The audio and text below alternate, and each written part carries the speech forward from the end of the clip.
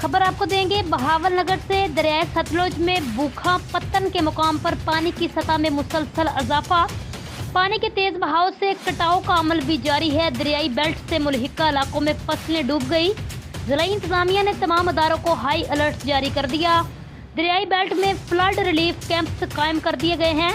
मजीद तफसीलात जानते हैं बहावल नगर से हमारे तहसील रिपोर्टर अहमद फराज तैयबी से, जो कि इस वक्त दरिया सतलुज पर मौजूद हैं।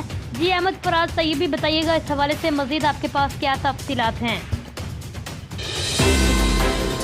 जी बिल्कुल, इस वक्त मैं मौजूद हूँ दरिया सतलुज पर, जहाँ भारत की तरफ से बगैर बताए पानी छोड़ा गया था। अगर कैमरा मैन दिखाए तो पानी के बहुत ज़्यादा रेला जो इधर से गुजर रहा है ज़िला भावनगर के जो दरिया सतलुज है। तो अगर नुकसान की बात की जाए तो ज़मींदार का बहुत ज़्यादा नुकसान है, मवेशियों का बहुत नुकसान है।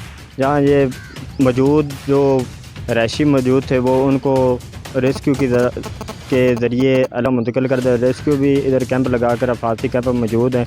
तो हमारे साथ कुछ मौजूद है यहाँ के रहने वाले, उनसे जानते हैं क्या क्या नुकसान है। जी भाईजान, हमारी कपास का भी सारा नुकसान हो गया और तिल का, धान की फसल का और तूड़ी वगैरह भी ख़त्म हो गई है।